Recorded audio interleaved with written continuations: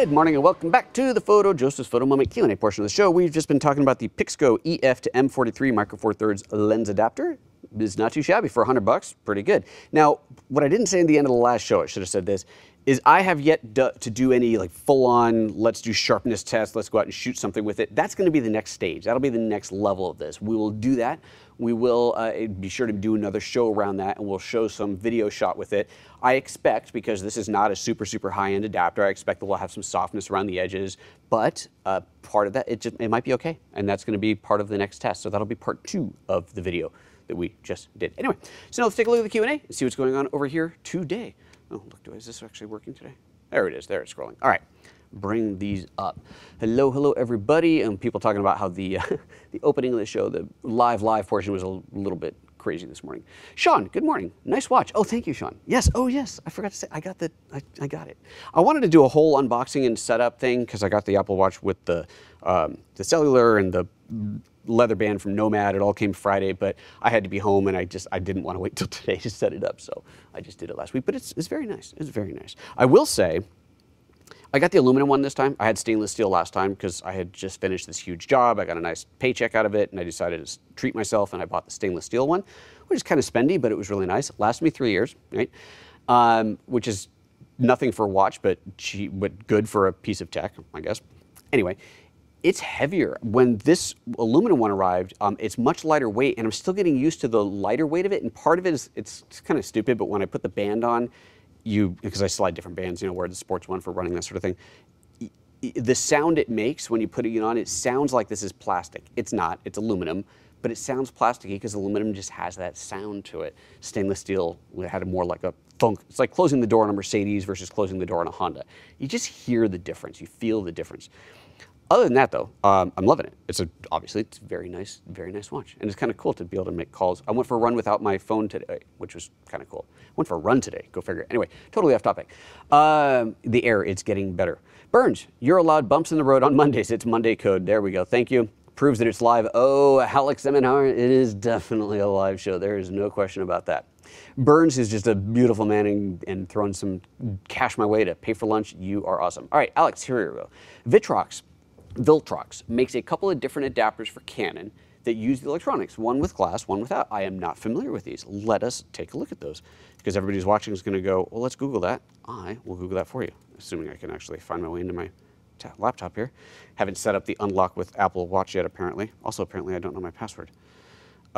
Excellent. So, oh, there we go. Scary moment there. All right, let's open up Safari and let's go into the B&H page. Let's go full screen on here and B&H, and then B&H, and then we'll pull up this over here. We'll put this up on screen. Here we go. And let's see, you want to look up the Viltrox. Oops, good job. Viltrox. Viltrox. Like so? Viltrox? Is that right? V-I-L-T-R-O-X. V-A-L. Huh, maybe B&H doesn't carry these. It's one that came up last show. Martin? Who's Martin? Ryan is telling me in my ear. Let's try Amazon, see if I can find it there. Let's see here, V-I-L-T-R-O-X. It keeps wanting to change it to Viltron. I don't know what a Viltron is. Viltrox, not seeing that in there either. Well, Ryan's saying it's coming up. Oh, there we go. Viltrox EFM autofocus lens mount 0.71x. Micro four thirds. Okay, so this is another manufacturer, but this has the electronic contacts. Interesting. So for a little bit more than double the price, you may gain your autofocus back, and this would allow you, in theory, to work with a non-mechanical focus lens, a focus by wire lens. Interesting. Very, very good. Thank you very much for sharing that, Alex MNR. That's excellent to know.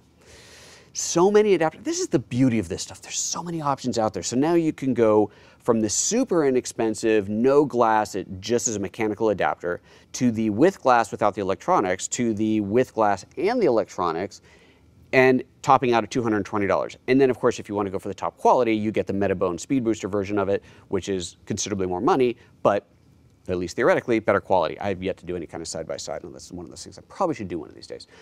Also, this is pointing out, and I'm seeing it up here in the chat as well, that it's a 0.7x, 0.71x, in this case, 0.7x ratio, so that's good. Which kind of lines up to the math that I almost did there. Excellent. Okay. Where were we? Cameraman says, unrelated, would you consider using Panasonic's 50-200 for portraits? Oh, yeah. It's long, right? I mean, you're talking in full frame equivalent, 100mm being your widest focal length. But yeah, it's great for that because it does have that nice lens compression, which really usually looks very nice on faces. Yeah, I absolutely would. My go-to portrait lens is going to be the Nocticron. So 42.5mm, that's considerably wider, but that is more an ideal portrait length. But if you like to shoot portraits from far away, you like to have that distance in there, you want to have a really tight background, then absolutely, why not?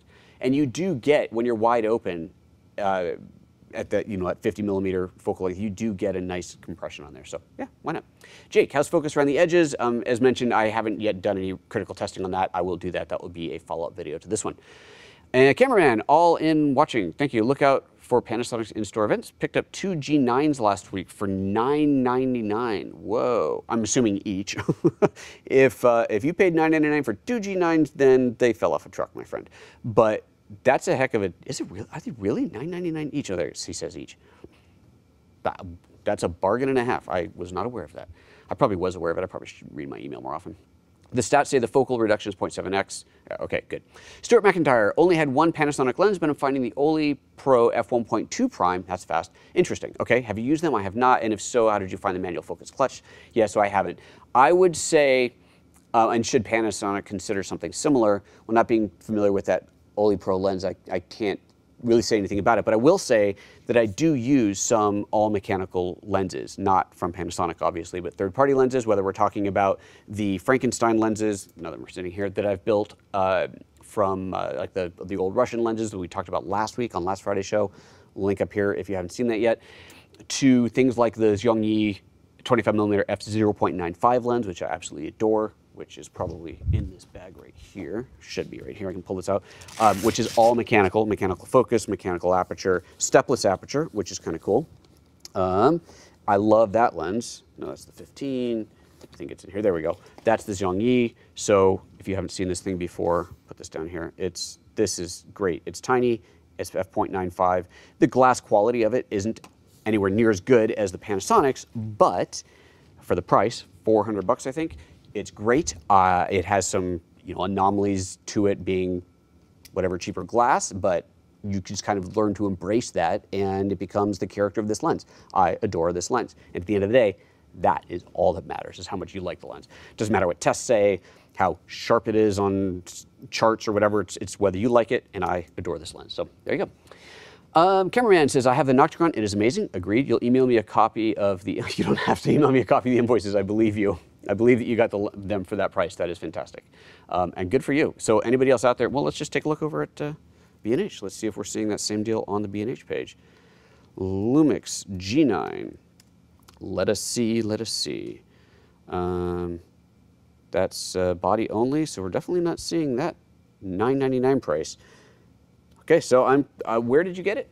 For anybody who wants to shop at an incredible bargain, let's see here. He just says that you got it. Cameraman, if you want to share where you bought them, then I'm sure $200 off plus a $400 phantom trade-in, Cameraman says. Pull that back up here. I don't know exactly what that means. Tell us where you got it, Cameraman, and other people can look for the same. That's a pretty good deal. If it's not, usually when Panasonic has a global deal or a nationwide deal, it's going to be on the B&H page. Oh, and a $100 Lumix gift card. Well, now you're starting to add up things. Apparently, there's some deals to be had. I'll leave it at that. All right, guys. Hey, I think that's going to be about it. I hope that was marginally interesting. This is, it's fun. It's neat to be able to use this lens. It's huge, huge lens, which is pretty cool. Oh, Alex is saying your Canon 51.2 becomes equivalent to a 70mm f8.5 on the speed booster, f.85 on the speed booster. I'm glad somebody's doing this math. And I determined that it was close to 70, or no, what did I say? I said close to 40, 35, 40, 40-ish on there, and you just said, what did you say it was? 70 full frames, so that'll be 35. Yeah, so that sounds just about right. Perfect. Okay. All right. Hey, thanks everybody. That was fun. That was a good show, I hope. Hope you enjoyed it. I had fun. And yeah, Wednesday, don't forget, Wednesday's show is going to be a late show. We're going to do it at 3 p.m. because we just want to open up the live show to a wider audience. So every once in a while, we're going to do the live show later in the day. So if you're used to tuning in for this morning show and you're in a time zone where it will be past your bedtime by the time I go live on Wednesday, sorry. But the idea is that hopefully it'll be in a time zone where other people who don't normally get to watch live will get to watch live. And we'll do that every once in a while. Okay, everybody, hope you enjoyed. Take care of yourselves. See you next time. Bye-bye.